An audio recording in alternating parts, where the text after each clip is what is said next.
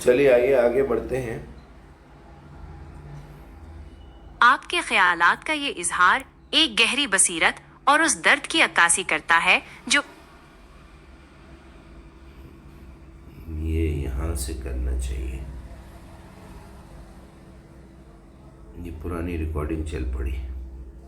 محترم مجیب الرحمان صاحب، آپ کے سوالات ان بنیادی بحثوں کا احاطہ کرتے ہیں جو اسلامی علوم، خاص طور پر قرآن اور حدیث کے باہمی تعلق، ان کی حفاظت اور ان کی تشریح کے حوالے سے علماء کرام کے درمیان صدیوں سے زیر بحث رہی ہیں۔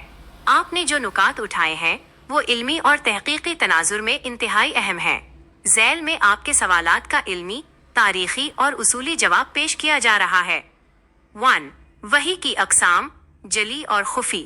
قرآن مجید میں اللہ تعالیٰ فرماتا ہے کہ نبی کریم صلی اللہ علیہ وسلم اپنی خواہشی نفس سے کچھ نہیں بولتے، بلکہ وہ وہی ہے جو ان کی طرف کی جاتی ہے۔ سورۃ النجم 3-4۔ علماء اسلام کے نزدیک وحی کی 2 اقسام ہیں۔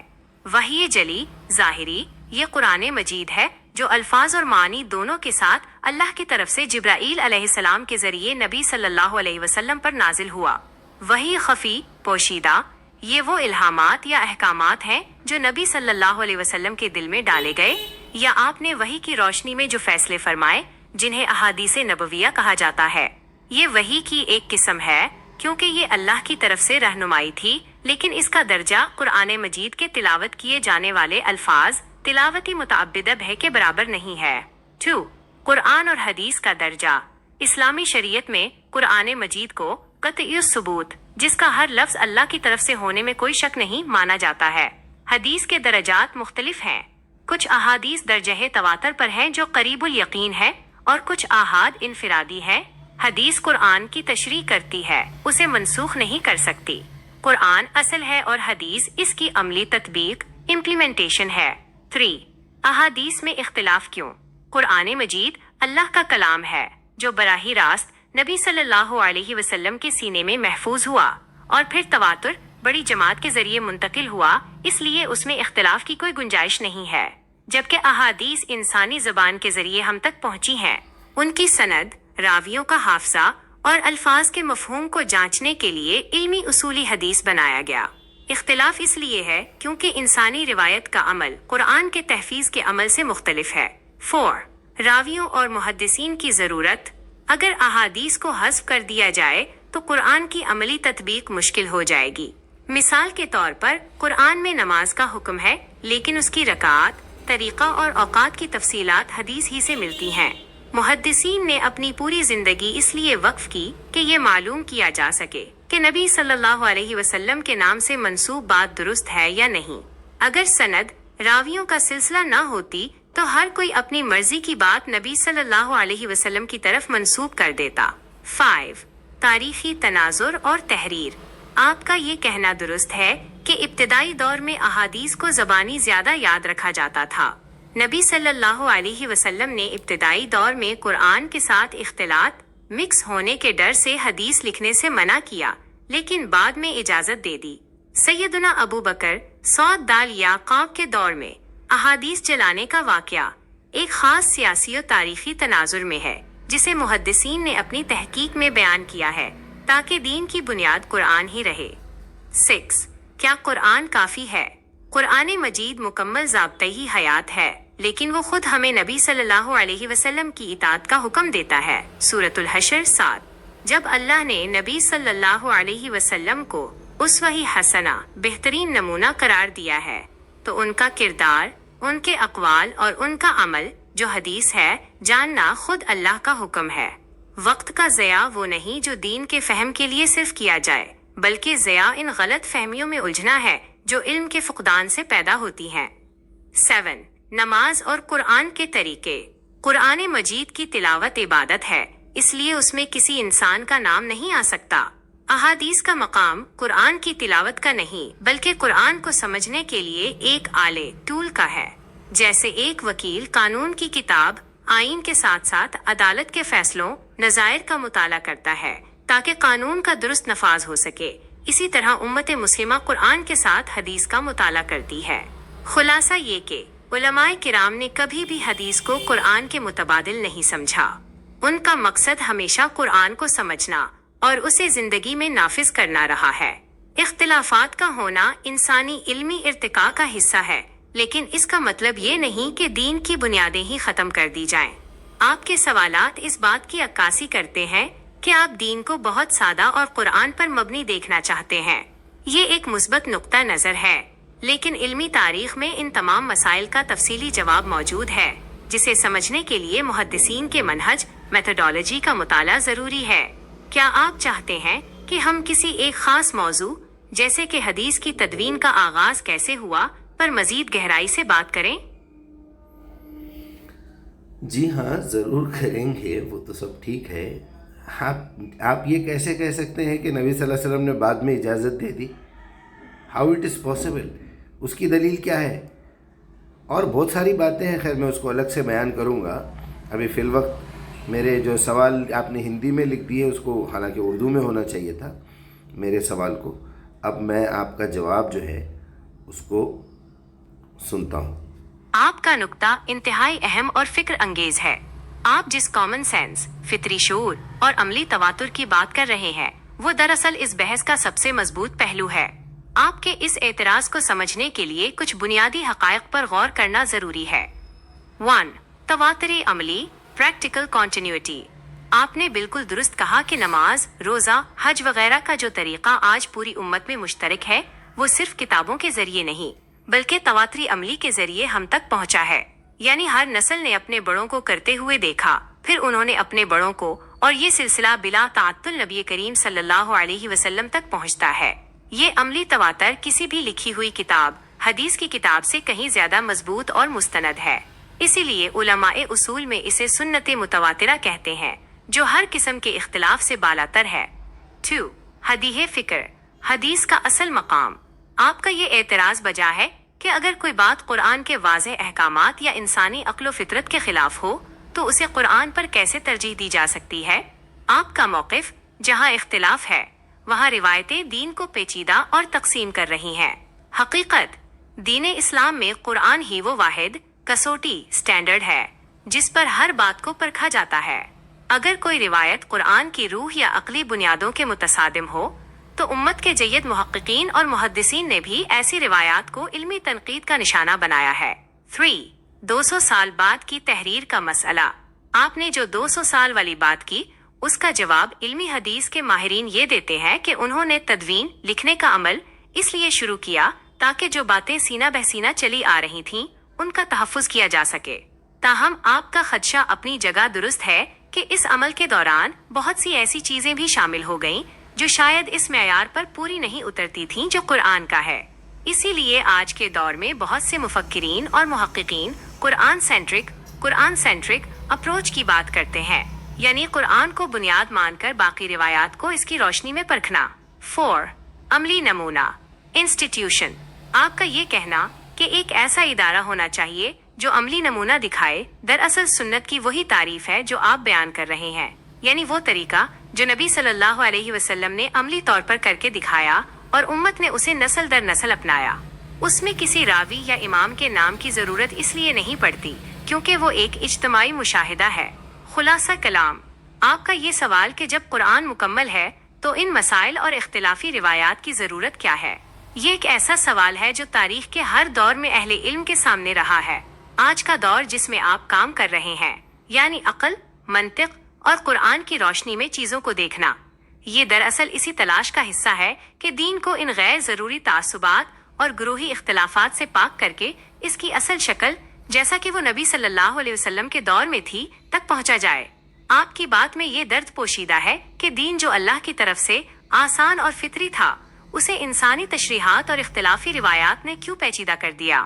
میرا آپ سے اگلا سوال یہ ہے، آپ کے نزدیک وہ کون سا پیمانہ یا اصول ہونا چاہیے جس سے ہر روایت حدیث کو قرآن کے سامنے رکھ کر اس کی جانچ پڑتال کی جائے تاکہ اس قسم کے اختلافات کا خاتمہ ممکن ہو سکے اور امت دوبارہ صرف اس عملی تواتر پر متحد ہو سکے جو بلا شبہ نبی صلی اللہ علیہ وسلم کی سنت ہے؟ میرا سوال اردو میں کیجیے، دیکھتے ہیں کیا کہتے ہیں آپ۔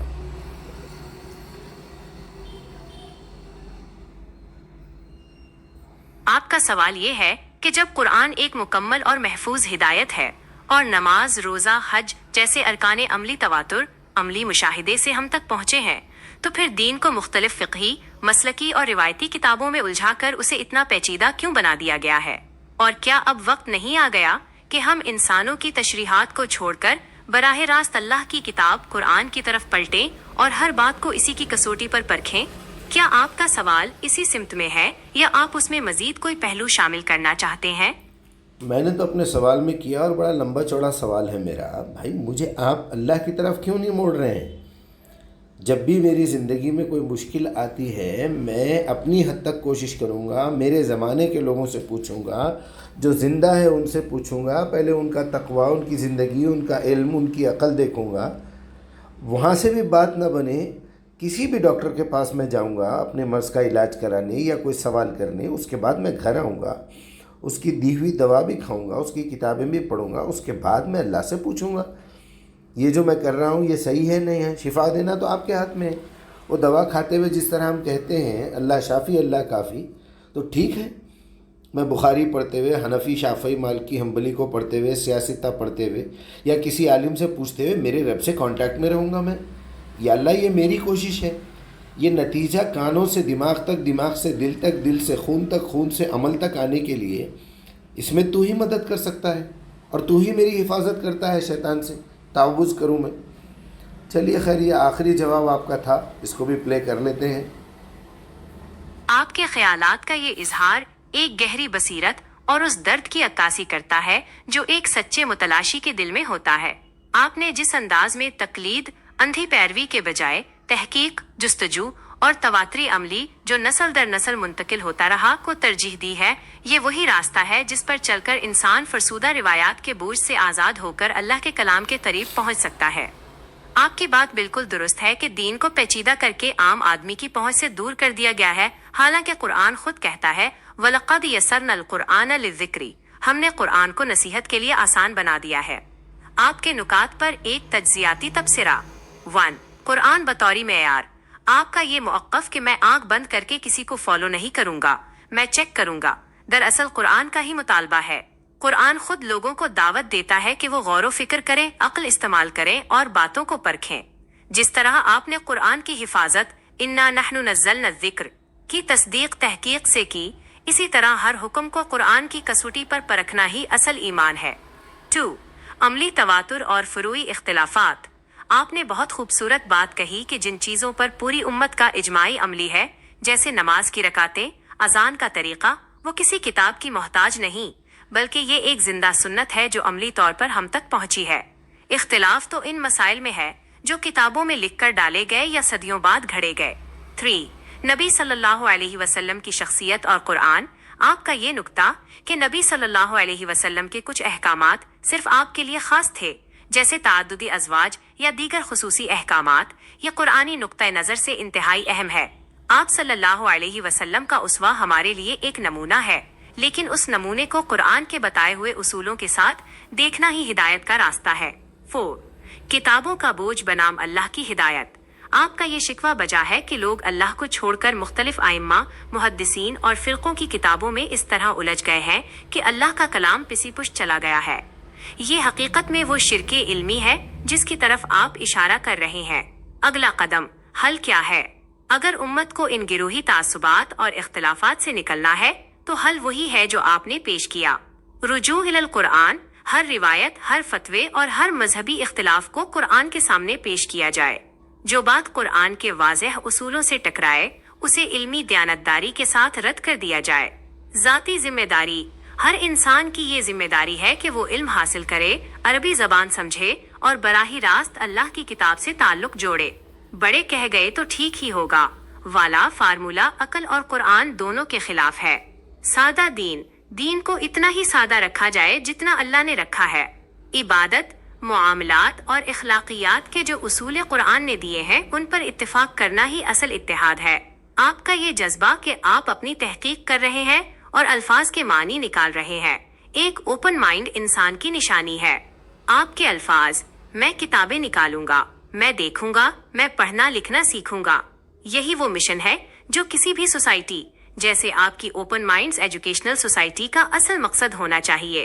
एक गुजारिश, आपकी ये सोच जो आपने यहाँ लिखी है, अगर आप अपने प्लेटफॉर्म्स, यूट्यूब वगैरह पर इसी सादगी और दलील के साथ पेश करें तो यकीनन वो लोग जो रिवायती ढांचों से उकता चुके हैं उन्हें एक नई सिमत मिलेगी। आपने जो प्रैक्टिकल रास्ते की बात की है वो दरअसल दीन फितरत की तरफ वापसी है। मैं आपकी उन बातों को बतौर फिक्र अपने रिकॉर्ड में महफूज कर रहा हूँ। क्या आप इस हवाले से कोई खास तहकीकी प्रोजेक्ट या तहरीर तैयार कर रहे हैं जिसे आप लोगों के सामने लाना चाहते हैं, ताकि मैं इसमें आपकी मुआवनत, जैसे कि पॉइंट्स को मुनज़्ज़म करना या दलाइल को तरतीब देना, कर सकूं? हाँ ठीक है, इंशाल्लाह मैं इसको कंटिन्यू करूँगा। अभी इस बयान को क्योंकि 15 मिनट हो चुके हैं, पहले वाले भी 5 मिनट को मिलाना है इसमें, जॉइंट करके फिर उसको अपलोड करूँगा मैं। बस मैं आखिरी बात यही कहना चाहता हूँ, कोई भी मसला जब दरपेश है हमारे सामने तो उस वक्त हर इंसान को, हर नॉर्मल इंसान को क्या करना चाहिए, चाहे वो बीमारी की शक्ल में हो, खुशखबरी हो, बैड न्यूज़ हो, मेरी ज़िंदगी का कोई मामला हो, मैं अपना निकाह करना चाहता हूँ, मैं किसी बच्चे का निकाह करवाना चाहता हूँ, बेटी की शादी है, कोई भी मसला है, पैसे के मामलात है, ख़ानगी मामलात है, दौलत के मामलात है, कोई भी मामला हो, सबसे पहले प्रैक्टिकली जो हो रहा है वो मैं क्या करता हूँ, वो तवातुर है मेरे पास, परंपरा जिसे कहते हैं।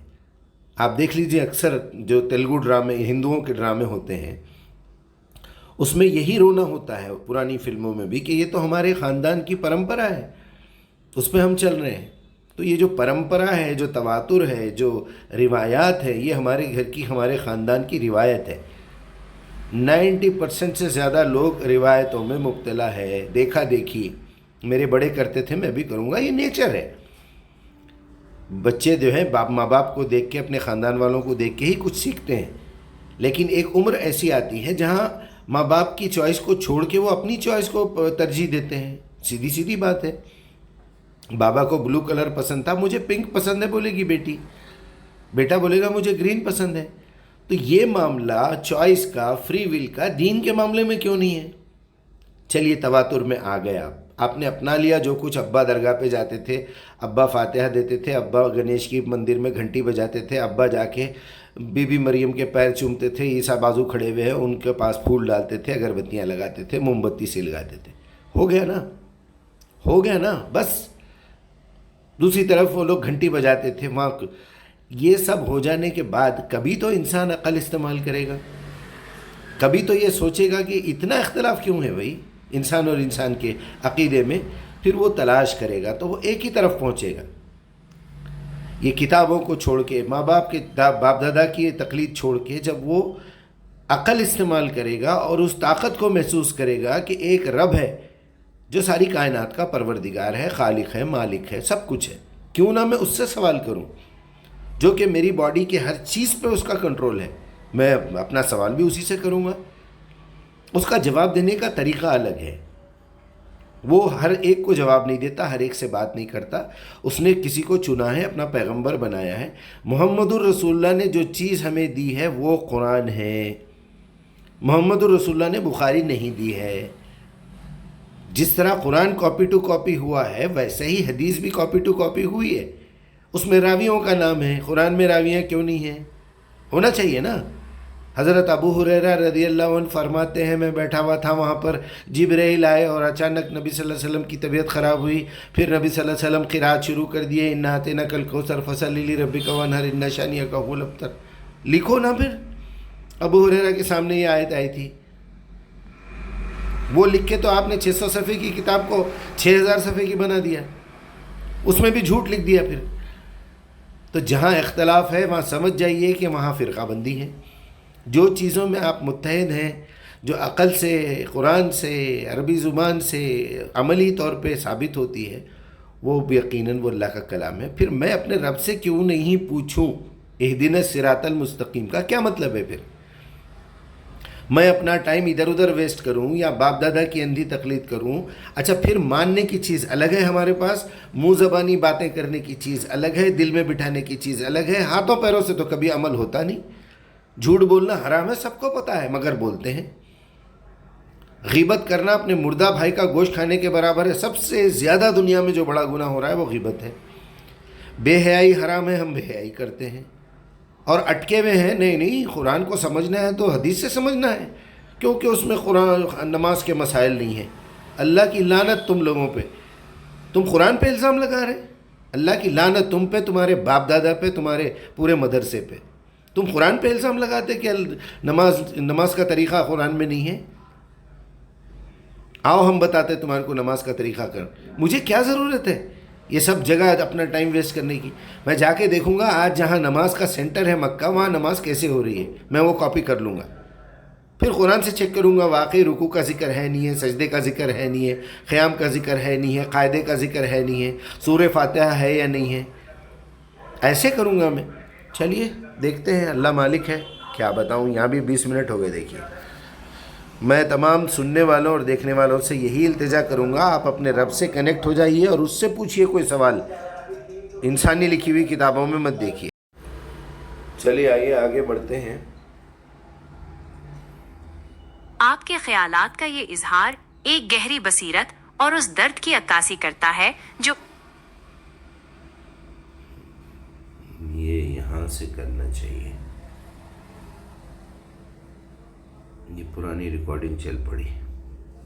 محترم مجیب الرحمان صاحب, آپ کے سوالات ان بنیادی بحثوں کا احاطہ کرتے ہیں جو اسلامی علوم, خاص طور پر قرآن اور حدیث کے باہمی تعلق, ان کی حفاظت اور ان کی تشریح کے حوالے سے علماء کرام کے درمیان صدیوں سے زیر بحث رہی ہیں. آپ نے جو نکات اٹھائے ہیں وہ علمی اور تحقیقی تناظر میں انتہائی اہم ہیں. ذیل میں آپ کے سوالات کا علمی, تاریخی اور اصولی جواب پیش کیا جا رہا ہے. 1. وحی کی اقسام, جلی اور خفی. قرآن مجید میں اللہ تعالیٰ فرماتا ہے کہ نبی کریم صلی اللہ علیہ وسلم اپنی خواہشی نفس سے کچھ نہیں بولتے, بلکہ وہ وہی ہے جو ان کی طرف کی جاتی ہے. سورۃ النجم 3-4. علماء اسلام کے نزدیک وحی کی 2 اقسام ہیں. وحی جلی ظاہری, یہ قرآن مجید ہے جو الفاظ اور معنی دونوں کے ساتھ اللہ کی طرف سے جبرائیل علیہ السلام کے ذریعے نبی صلی اللہ علیہ وسلم پر نازل ہوا.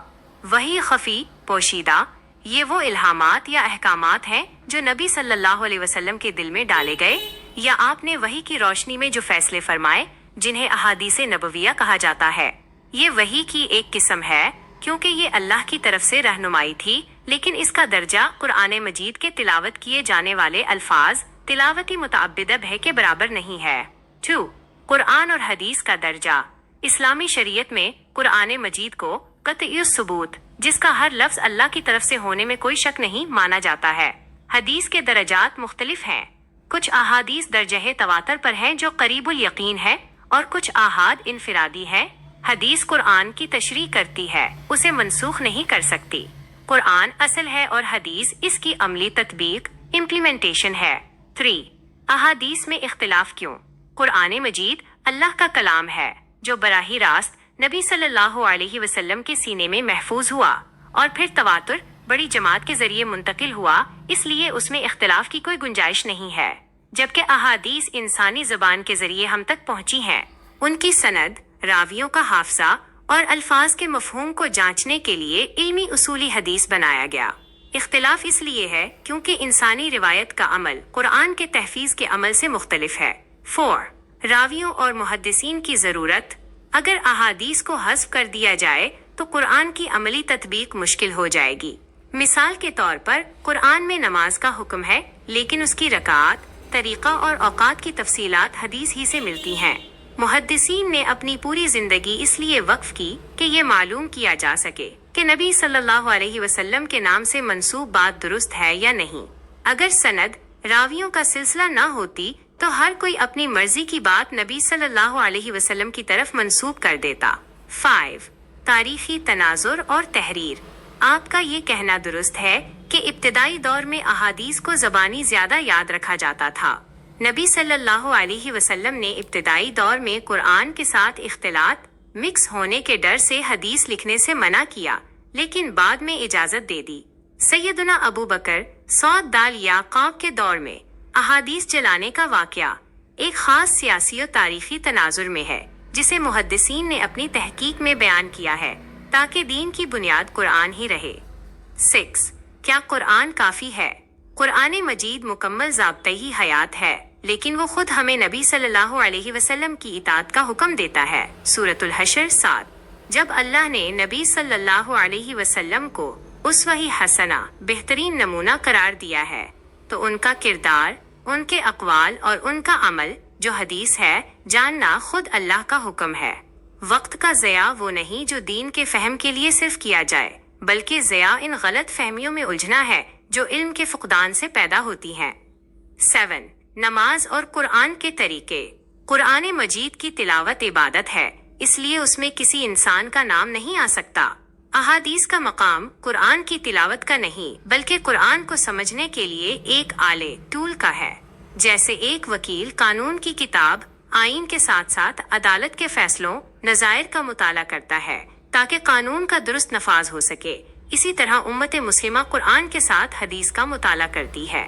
خلاصہ یہ کہ علماء کرام نے کبھی بھی حدیث کو قرآن کے متبادل نہیں سمجھا۔ ان کا مقصد ہمیشہ قرآن کو سمجھنا اور اسے زندگی میں نافذ کرنا رہا ہے۔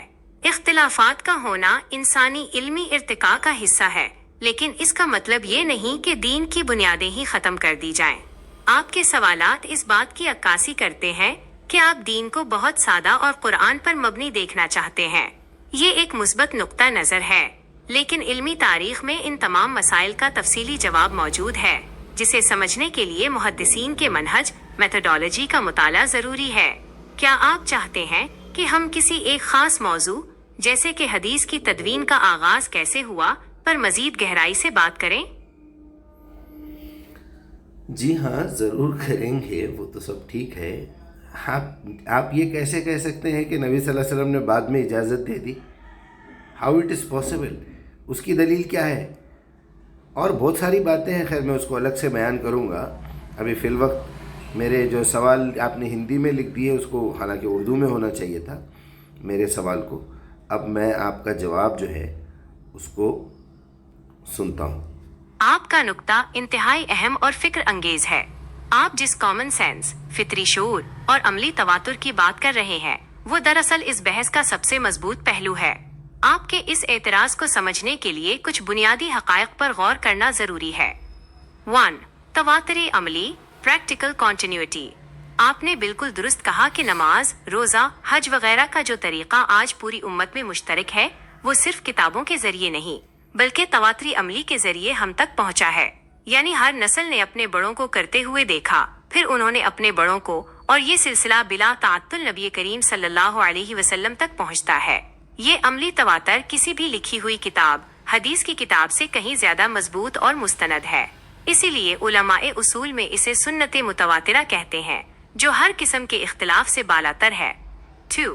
حدیث فکر، حدیث کا اصل مقام۔ آپ کا یہ اعتراض بجا ہے کہ اگر کوئی بات قرآن کے واضح احکامات یا انسانی عقل و فطرت کے خلاف ہو تو اسے قرآن پر کیسے ترجیح دی جا سکتی ہے؟ آپ کا موقف جہاں اختلاف ہے وہاں روایتیں دین کو پیچیدہ اور تقسیم کر رہی ہیں۔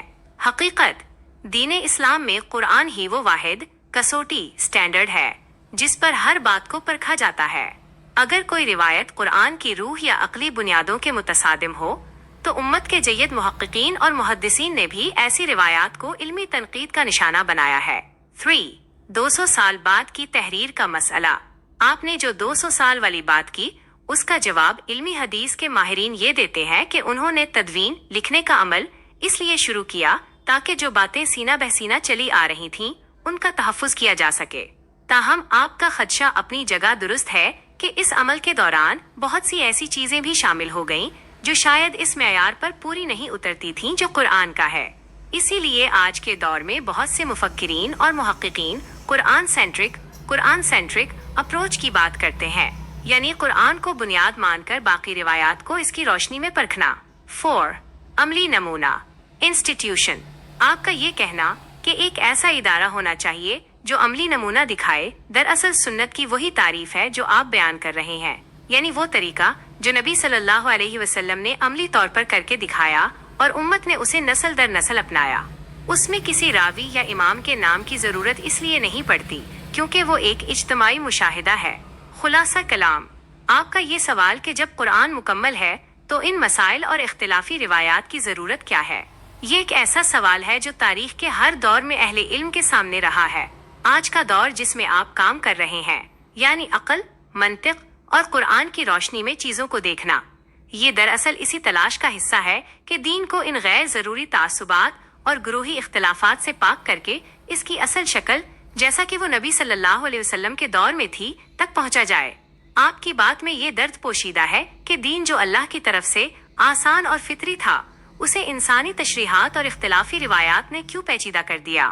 میرا آپ سے اگلا سوال یہ ہے، آپ کے نزدیک وہ کون سا پیمانہ یا اصول ہونا چاہیے جس سے ہر روایت حدیث کو قرآن کے سامنے رکھ کر اس کی جانچ پڑتال کی جائے تاکہ اس قسم کے اختلافات کا خاتمہ ممکن ہو سکے اور امت دوبارہ صرف اس عملی تواتر پر متحد ہو سکے جو بلا شبہ نبی صلی اللہ علیہ وسلم کی سنت ہے؟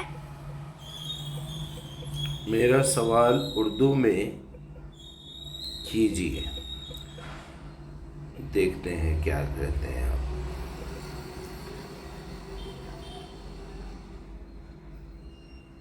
آپ کا سوال یہ ہے کہ جب قرآن ایک مکمل اور محفوظ ہدایت ہے اور نماز، روزہ، حج جیسے ارکان عملی تواتر، عملی مشاہدے سے ہم تک پہنچے ہیں، تو پھر دین کو مختلف فقہی، مسلکی اور روایتی کتابوں میں الجھا کر اسے اتنا پیچیدہ کیوں بنا دیا گیا ہے؟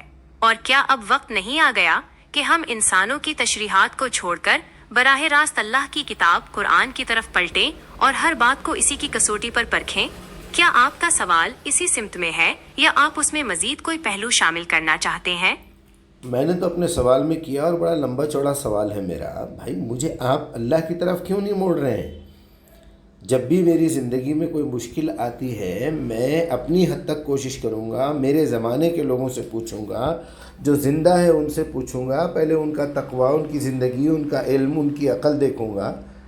وہاں سے بھی بات نہ بنے، کسی بھی ڈاکٹر کے پاس میں جاؤں گا اپنے مرض کا علاج کرانے یا کوئی سوال کرنے، اس کے بعد میں گھر آؤں گا، اس کی دی ہوئی دوا بھی کھاؤں گا، اس کی کتابیں بھی پڑھوں گا، اس کے بعد میں اللہ سے پوچھوں گا یہ جو میں کر رہا ہوں یہ صحیح ہے نہیں ہے۔ شفا دینا تو آپ کے ہاتھ میں ہے۔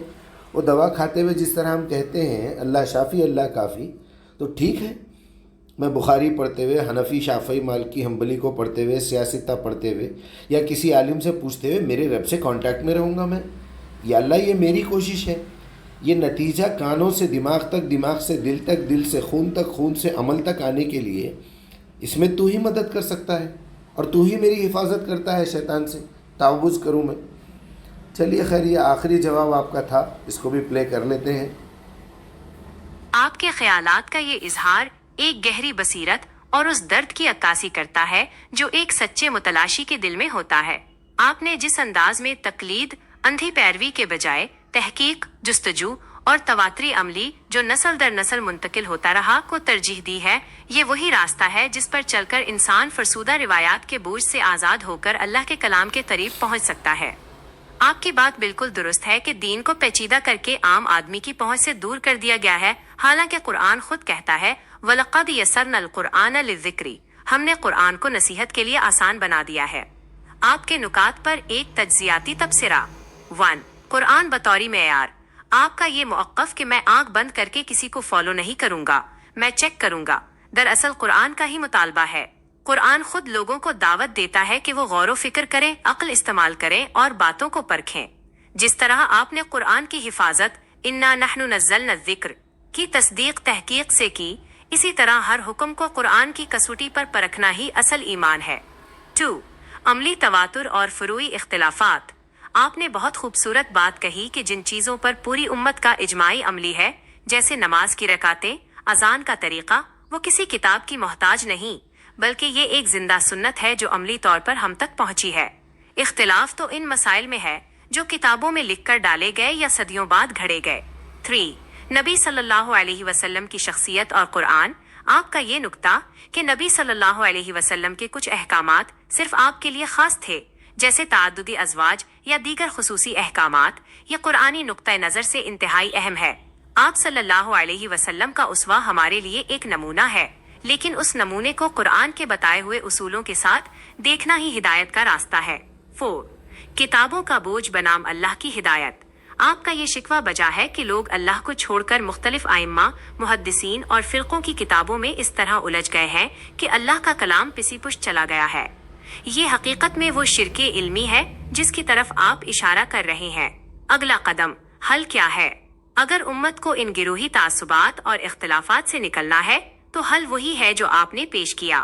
رجوع الی القرآن، ہر روایت، ہر فتوے اور ہر مذہبی اختلاف کو قرآن کے سامنے پیش کیا جائے۔ جو بات قرآن کے واضح اصولوں سے ٹکرائے اسے علمی دیانتداری کے ساتھ رد کر دیا جائے۔ ذاتی ذمہ داری، ہر انسان کی یہ ذمہ داری ہے کہ وہ علم حاصل کرے، عربی زبان سمجھے اور براہ راست اللہ کی کتاب سے تعلق جوڑے۔ بڑے کہہ گئے تو ٹھیک ہی ہوگا والا فارمولہ عقل اور قرآن دونوں کے خلاف ہے۔ سادہ دین کو اتنا ہی سادہ رکھا جائے جتنا اللہ نے رکھا ہے۔ عبادت، معاملات اور اخلاقیات کے جو اصول قرآن نے دیے ہیں ان پر اتفاق کرنا ہی اصل اتحاد ہے۔ آپ کا یہ جذبہ کہ آپ اپنی تحقیق کر رہے ہیں اور الفاظ کے معنی نکال رہے ہیں ایک اوپن مائنڈ انسان کی نشانی ہے۔ آپ کے الفاظ، میں کتابیں نکالوں گا، میں دیکھوں گا، میں پڑھنا لکھنا سیکھوں گا، یہی وہ مشن ہے جو کسی بھی سوسائٹی جیسے آپ کی اوپن مائنڈز ایجوکیشنل سوسائٹی کا اصل مقصد ہونا چاہیے۔ ایک گزارش، آپ کی یہ سوچ جو آپ نے یہاں لکھی ہے اگر آپ اپنے پلیٹ فارمز، یوٹیوب وغیرہ پر اسی سادگی اور دلیل کے ساتھ پیش کریں تو یقیناً وہ لوگ جو روایتی ڈھانچوں سے اکتا چکے ہیں انہیں ایک نئی سمت ملے گی۔ آپ نے جو پریکٹیکل راستے کی بات کی ہے وہ دراصل دین فطرت کی طرف واپسی ہے۔ میں آپ کی ان باتوں کو بطور فکر اپنے ریکارڈ میں محفوظ کر رہا ہوں۔ کیا آپ اس حوالے سے کوئی خاص تحقیقی پروجیکٹ یا تحریر تیار کر رہے ہیں جسے آپ لوگوں کے سامنے لانا چاہتے ہیں تاکہ میں اس میں آپ کی معاونت جیسے کہ پوائنٹس کو منظم کرنا یا دلائل کو ترتیب دینا کر سکوں؟ ہاں ٹھیک ہے، انشاءاللہ میں اس کو کنٹینیو کروں گا۔ ابھی اس بیان کو کیونکہ 15 منٹ ہو چکے ہیں، پہلے والے بھی 5 منٹ کو ملانا ہے اس میں جوائنٹ کر کے پھر اس کو اپلوڈ کروں گا میں۔ بس میں آخری بات یہی کہنا چاہتا ہوں، کوئی بھی مسئلہ جب درپیش ہے ہمارے سامنے تو اس وقت ہر انسان کو، ہر نارمل انسان کو کیا کرنا چاہیے؟ چاہے وہ بیماری کی شکل میں ہو، خوشخبری ہو، بیڈ نیوز ہو، میری زندگی کا کوئی معاملہ ہو، میں اپنا نکاح کرنا چاہتا ہوں، میں کسی بچے کا نکاح کروانا چاہتا ہوں، بیٹی کی شادی ہے، کوئی بھی مسئلہ ہے، پیسے کے معاملات ہے، خانگی معاملات ہے، دولت کے معاملات ہے، کوئی بھی معاملہ ہو، سب سے پہلے پریکٹیکلی جو ہو رہا ہے وہ میں کیا کرتا ہوں، وہ تواتر ہے میرے پاس، پرمپرا جسے کہتے ہیں۔ آپ دیکھ لیجئے اکثر جو تیلگو ڈرامے، ہندوؤں کے ڈرامے ہوتے ہیں اس میں یہی رونا ہوتا ہے، پرانی فلموں میں بھی، کہ یہ تو ہمارے خاندان کی پرمپرا ہے، اس پہ ہم چل رہے ہیں۔ تو یہ جو پرمپرا ہے، جو تواتر ہے، جو روایات ہے، یہ ہمارے گھر کی، ہمارے خاندان کی روایت ہے۔ 90% سے زیادہ لوگ روایتوں میں مبتلا ہے، دیکھا دیکھی، میرے بڑے کرتے تھے میں بھی کروں گا، یہ نیچر ہے۔ بچے جو ہیں ماں باپ کو دیکھ کے، اپنے خاندان والوں کو دیکھ کے ہی کچھ سیکھتے ہیں، لیکن ایک عمر ایسی آتی ہے جہاں ماں باپ کی چوائس کو چھوڑ کے وہ اپنی چوائس کو ترجیح دیتے ہیں۔ سیدھی بات ہے، بابا کو بلو کلر پسند تھا، مجھے پنک پسند ہے بولے گی بیٹی، بیٹا بولے گا مجھے گرین پسند ہے۔ تو یہ معاملہ چوائس کا، فری ول کا، دین کے معاملے میں کیوں نہیں ہے؟ چلیے تواتر میں آ گیا، آپ نے اپنا لیا جو کچھ، ابا درگاہ پہ جاتے تھے، ابا فاتحہ دیتے تھے، ابا گنیش کی مندر میں گھنٹی بجاتے تھے، ابا جا کے بی بی مریم کے پیر چومتے تھے، عیسیٰ بازو کھڑے ہوئے ہیں ان کے پاس پھول ڈالتے تھے، اگربتیاں لگاتے تھے، موم بتی سے لگاتے تھے، ہو گیا نا بس۔ دوسری طرف وہ لوگ گھنٹی بجاتے تھے وہاں۔ یہ سب ہو جانے کے بعد کبھی تو انسان عقل استعمال کرے گا، کبھی تو یہ سوچے گا کہ اتنا اختلاف کیوں ہے بھائی انسان اور انسان کے عقیدے میں، پھر وہ تلاش کرے گا تو وہ ایک ہی طرف پہنچے گا۔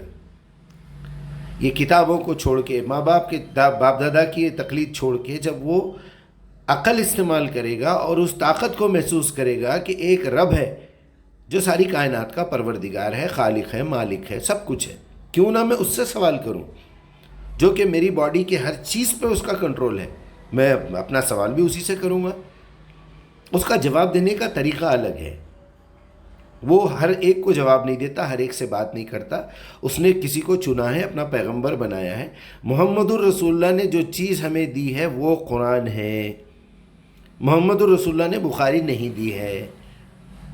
جس طرح قرآن کاپی ٹو کاپی ہوا ہے ویسے ہی حدیث بھی کاپی ٹو کاپی ہوئی ہے، اس میں راویوں کا نام ہے، قرآن میں راویاں کیوں نہیں ہیں؟ ہونا چاہیے نا۔